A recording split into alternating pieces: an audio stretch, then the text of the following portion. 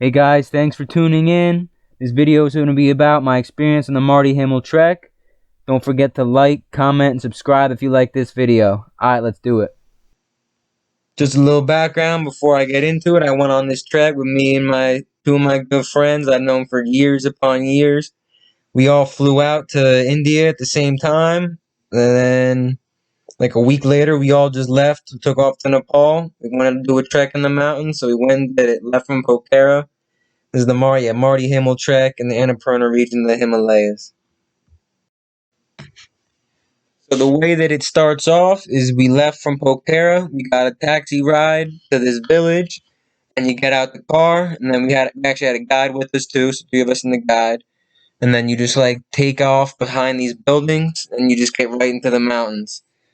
And like right off the jump, it was like mad steep, and we were going for like probably an hour, and none of us were actually in shape at the time. We didn't plan ahead, and one of my buddies actually has asthma, so like an hour in, we're going uphill for a while, and he just starts like stop, and he starts throwing up, and then the guide was looking at me and my other buddy, and it's just like he's like, "What's going on here?" We just got started. We got like 4 or 5 more days to go. This guy can't be freaking out now. But then eventually he calmed down and we were able to keep going. Mind you, the whole time, right off the jump, before you even get up the mountain, it's like gorgeous everywhere. That's just how Nepal is. Anywhere you are, you look left, a mountain. Look straight, a mountain. Look to the right, a mountain. And that's just how it is. So we get up like a little hill, and all of a sudden it's like, hey, hey, hey. We're seeing something nice. I mean, you're seeing all these pictures I've been dropping on the screen already. And then eventually we got to this first tea house, stopped for lunch, met some people. Then, we decided to keep going on. We wanted to keep pressing on. It was still early in the day. And then when we got to forest camp, it was, it was like surreal. You get there, you see the sign, you finally made it. Body aching, sore as can be. Like I said earlier, we did not condition ahead of time. That was false move by us. But yeah, we got there, relaxed. I tried to take a shower. Never gonna do that again. The ice was freezing on me before I even, could dry it off of me. And then, went to bed probably 4:35 p.m. Just beat from the long day. But so it is. And then yeah, next morning, got up bright and early, heading out. Today's destination, high camp. And let me tell you, this day was wild. Started off pretty much, just the same as the day before. A lot of just in the woods, greenery and this and that. Killing yourself. And then at a certain point, we got to, like, when you get to, like, the tip tops of some of these peaks, these aren't the mountains you're coming for. You come to see the big snow caps. But you get to the top, and you get to a certain altitude where a lot of the life starts to go away. And, you're reduced to these, like, yellowish, like, just little shrubs, and, and then after a while of walking on that, it also was pretty level grounded there, too. You get to, like, you turn one corner, all of a sudden, here's yaks. I don't know about you, but I'd never seen a yak before in person. This stuff is, like, they're so cool. Speaking of yaks, when we got to the point where there were just, like, yaks everywhere, I'm like walking by, I got past all the yaks, I took my little selfie with the yak and all that, got my pictures, had my fill, ready to make it up to high camp, starting to feel them aches again, and then I turn around, I'm looking at my buddy, kind of just waiting for him, and he's going along, just minding, not paying attention so much to his surroundings, and right behind him, there's these 2 yaks running right at him. He has no clue. It's not until somebody shouts over to him and like, "Hey, dude, watch out!" Turns out, see that he like took a quick couple steps, just like almost dove out the way. They came just flying by, And then he made it, but that was crazy in the moment. And so we kept pressing on, and then soon enough, we're in a couple more little bends, a little bit more altitude we reached, and then finally there she was, high camp. Mind you, that this time of day too, it's like we're in the clouds at this point. You can't you get the high camp, you look out, oh let me see the view. Nothing. Just nothing. At high camp, we get there, same as usual, try to warm up a little bit, go to the tea house, get something to eat, and just relax, soak it in. It's surreal. Being in the clouds in the Himalayas, it's like the stuff of dreams from growing up. And yeah, eventually he went to bed, probably same time, like 5 p.m.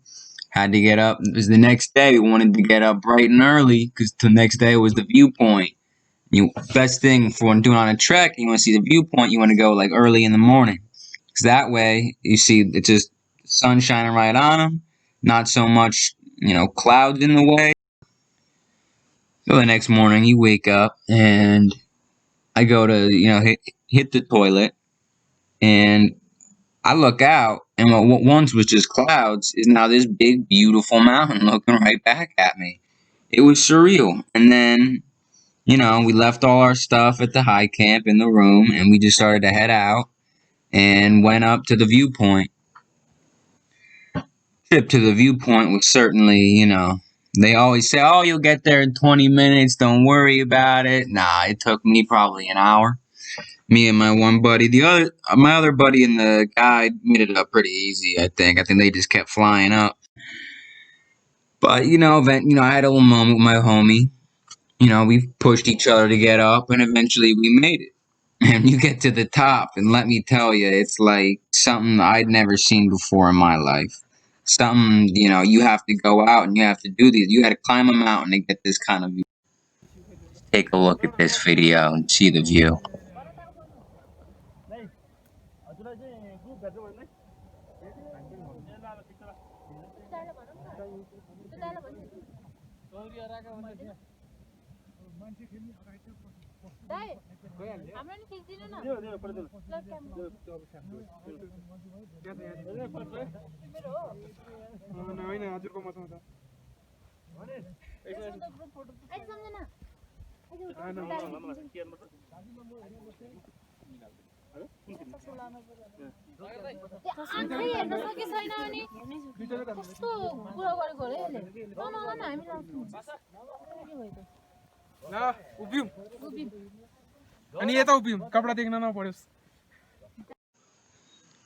After a while soaking up the views and taking my photo shoot, decided to get a cup of tea. There was a tea house up on the top. And then back down we went. Went down back to high camp. From there, grabbed all our stuff and decided to make the descent. It took us 2 days to go up. Took us about a couple hours to go back down. Flew back down that mountain. Took a different route. Took a different turn some point. But then eventually made it probably mid-afternoon to the last tea house. We had the option to take the Jeep back to Pokhara. But we decided, we supposed to be 5 to 6 days. We're on day 3. We're not heading home yet. So we decided to stay the night in the tea house and then headed out the next morning. Morning arrives, and we're presented with the option to not only ride in the Jeep, but we get to ride on top of the Jeep. And when given that presentation, we immediately said, yes, please. And let me tell you, it was amazing. Gorgeous the whole time. You thought the trek was over? No, it was not.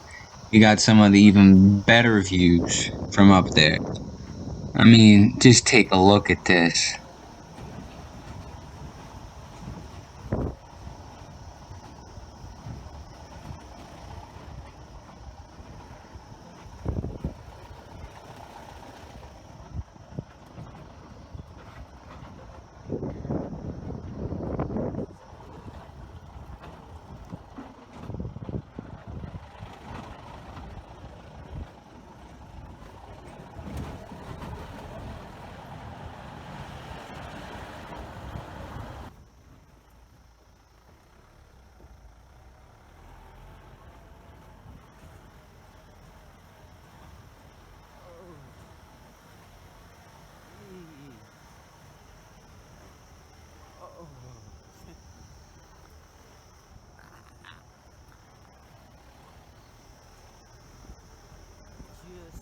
jogging along.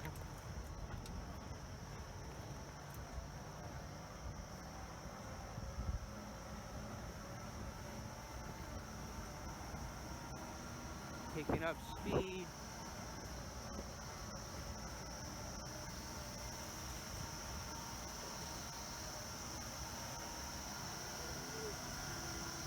Oh shit.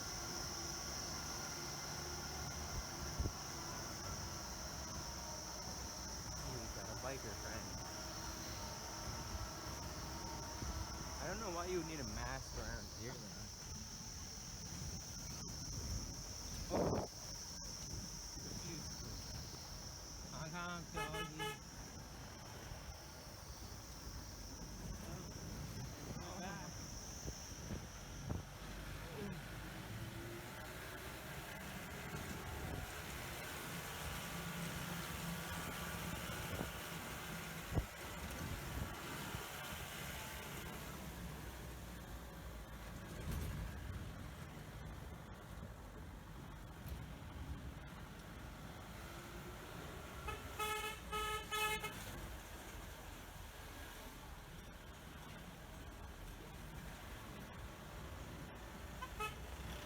And then eventually, after a nice long Jeep ride, we eventually got back to the hotel and we went with the owner and got a nice lunch.